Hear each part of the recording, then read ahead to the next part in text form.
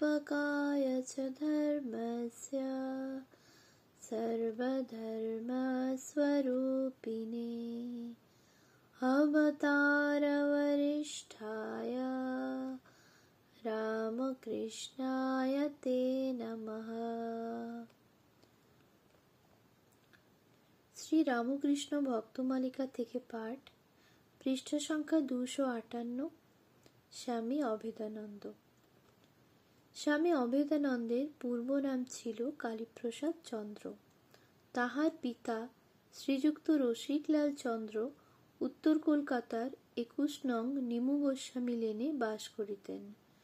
ইংরেজিতে তাহার ব্যুৎপত্তি ছিল এবং ওরিয়েন্টাল সেমিনারি নামক উচ্চ ইংরেজি বিদ্যালয়ে শিক্ষকতা করিয়া তিনি খ্যাতি অর্জন করেন। তাহার কৃতবিদ্য ছাত্রদের মধ্যে কৃষ্ণদাস পাল, গিরিশচন্দ্র ঘোষ ও বিশ্বনাথ দত্ত, স্বামী বিবেকানন্দের পিতা প্রভৃতির নাম উল্লেখযোগ্য। রসিকলালের প্রথমা পত্নী বিহারীলাল নামক একটি পুত্র সন্তান রাখিয়া লোকান্তরিত হন। এই পুত্র দুর্ভাগ্যক্রমে আলেকজান্ডার ডাফ ও স্বীয় সহপাঠী কালীচরণ ব্যানার্জি প্রভৃতির প্ররোচনায় খ্রিস্টধর্ম গ্রহণপূর্বক গৃহত্যাগ করিলে বিপত্নিক রসিকলাল নয়নতারা দেবীর পাণিগ্রহণ করেন। সুশীলা ও ধর্মপ্রাণা নয়নতারা মা কালীর নিকট একটি পুত্র সন্তানের জন্য আকুল প্রার্থনা জানাইয়া 1866 খ্রিস্টাব্দের 2 অক্টোবর মঙ্গলবার 1273 সালের 17 আশ্বিন কৃষ্ণা নবমী তিথিতে কালীপ্রসাদকে লাভ করেন। সন্তানটি আঙিনাতে প্রসূত হয়। নবজাত পুত্র সর্বাঙ্গে নাড়ী বিজড়িত হইয়া যেন পদ্মাসনে মৃতপ্রায় বসিয়াছিল। অবশেষে চক্ষে লঙ্কাচূর্ণ দিলে সে কাঁদিয়া উঠিল। মা কালীর প্রসাদে লব্ধ তাহার নাম হইল কালীপ্রসাদ। মাত্র 1.5 বছর বয়সে আমাশয় রোগের আক্রমণে কালীপ্রসাদের প্রাণ সংশয় হইয়াছিল। ভগবৎ কৃপায় কবিরাজি চিকিৎসায় তিনি আরোগ্য লাভ করেন। 5 বৎসর বয়সে তাহার হাতে খড়ি হয় এবং যথা সময়ে তিনি লাহাপাড়ার গোবিন্দশীলের পাঠশালায় প্রবেশপূর্বক 2 বৎসর পাঠাভ্যাস করেন। অতঃপর আহিরিটোলায় যদু পণ্ডিতের বঙ্গবিদ্যালয়ে 3 বৎসর অধ্যয়ন করেন। বঙ্গবিদ্যালয়ের পরে 1876 খ্রিস্টাব্দে তিনি ওরিয়েন্টাল সেমিনারিতে ভর্তি হন। মেধাবী, ধীর ও শান্ত স্বভাব কালীপ্রসাদ প্রত্যেক বিদ্যালয়েই পরীক্ষায় অতি উচ্চস্থান অধিকার করিতেন এবং কখনো কখনো ডবল প্রমোশনও পাইতেন। পাঠাভ্যাসকালে কালীপ্রসাদ সংস্কৃতের প্রতি বিশেষ আকৃষ্ট হন। বিদ্যালয়ের বিধিবদ্ধ সামান্য শিক্ষাতে সন্তুষ্ট না হইয়া তিনি হাতিবাগান টোলে হেরম্ব পণ্ডিতের নিকট মুগ্ধবোধ পাঠ করেন। ওরিয়েন্টাল সেমিনারির প্রধান শিক্ষক তাহার সংস্কৃতানুরাগে আকৃষ্ট হইয়া তাহাকে একখানি ছন্দ মঞ্জরি পড়িতে দেন।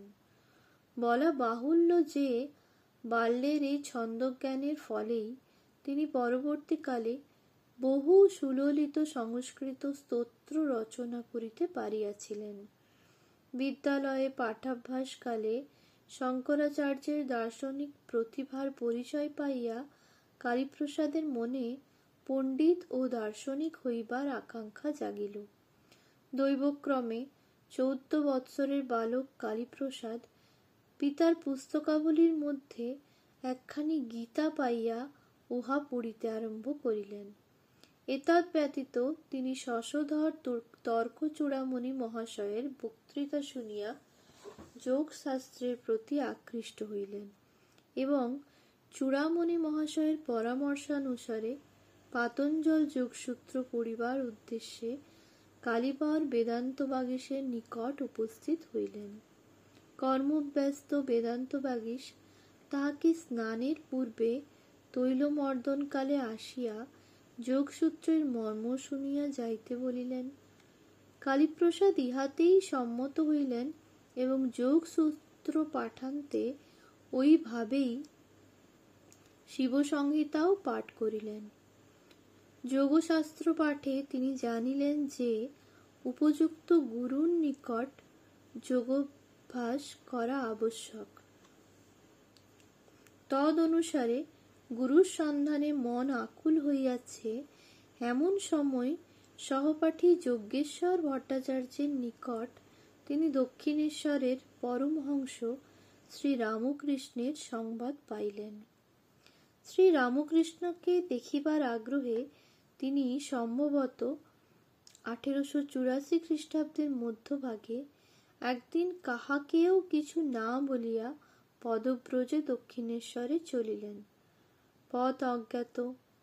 অনেক দূর চলার পর যখন জানিলেন যে দক্ষিণেশ্বর পশ্চাতে ফেলিয়া আসিয়াছেন, তখন আবার বিপরীত দিকে হাঁটিয়া দ্বীপ্রহরে কালীবাড়ির উত্তরের প্রবেশদ্বার অতিক্রম পূর্বক বেলতলা ও পঞ্চবটির পার্শ্ব দিয়া মন্দির প্রাঙ্গণে উপস্থিত হইলেন। কিন্তু সংবাদ লইয়া জানিলেন যে পরমহংস মহাশয় কলিকাতায় গিয়াছেন, রাত্রে ফিরিবেন।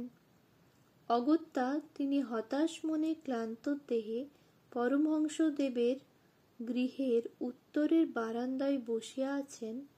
এমন সময় আর একজন যুবক সেখানে উপস্থিত হইলেন।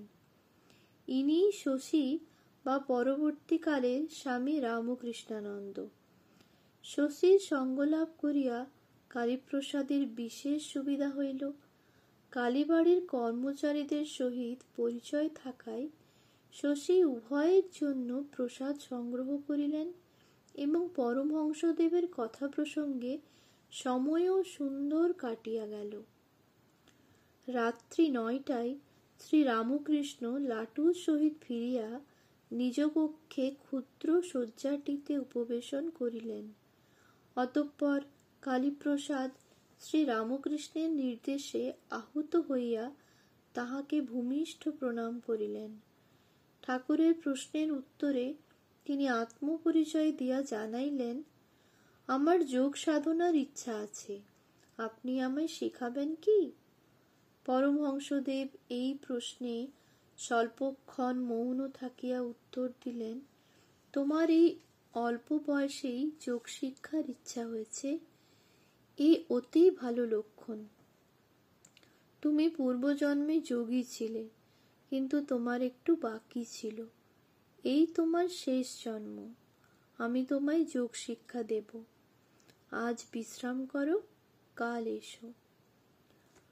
অনুরাগের নবোদয়ে বিনিদ্র রজনী যাপনান্তে কালীপ্রসাদ পরমহংসদেবের আহ্বানে ব্রাহ্ম মুহূর্তে শ্রী গুরু সকাশে উপস্থিত হইলেন।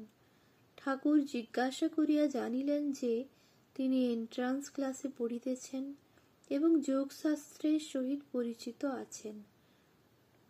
তৎপরে তিনি সানন্দে কালীপ্রসাদকে উত্তরের বারান্দায় লইয়া গিয়া একখানি তক্তাপোষে যোগাসনে বসাইলেন এবং স্বীয় দক্ষিণ হস্তের মধ্যাঙ্গুলির দ্বারা জিহ্বায় বীজ মন্ত্র লিখিয়া দিয়া দক্ষিণ হস্ত দ্বারা বক্ষস্থল হইতে শক্তিকে ঊর্ধ্ব দিকে আকর্ষণ করিলেন।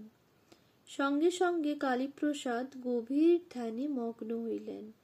কিছুক্ষণ পরে ঠাকুর আবার শক্তিকে আকর্ষণপূর্বক অধো দিকে নামাইয়া দিলে তিনি বাহ্যভূমিতে ফিরিয়া আসিলেন।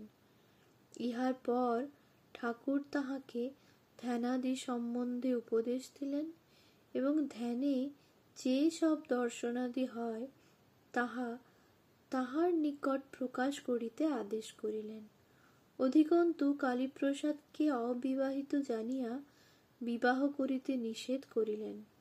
অতঃপর কালীপ্রসাদ কালী মন্দিরে কিয়ৎক্ষণ ধ্যানান্তে ঠাকুরকে প্রণাম করিয়া বিদায় লইলেন। বিদায়কালে ঠাকুর তাহাকে মিষ্টি প্রসাদ দিয়া বলিলেন, আবার এসো। পয়সার জোগাড় যদি না হয় তবে এখান হতে দেওয়া হবে। সেদিন এক ভদ্রলোক গাড়ি করিয়া কলকাতায় ফিরিতেছিলেন। ঠাকুরের ইচ্ছানুসারে তিনি কালীপ্রসাদকে গাড়িতে তুলিয়া লইলেন। ওম শান্তি শান্তি শান্তি। হরি ওম তৎসৎ। শ্রীরামকৃষ্ণার্পণমস্তু।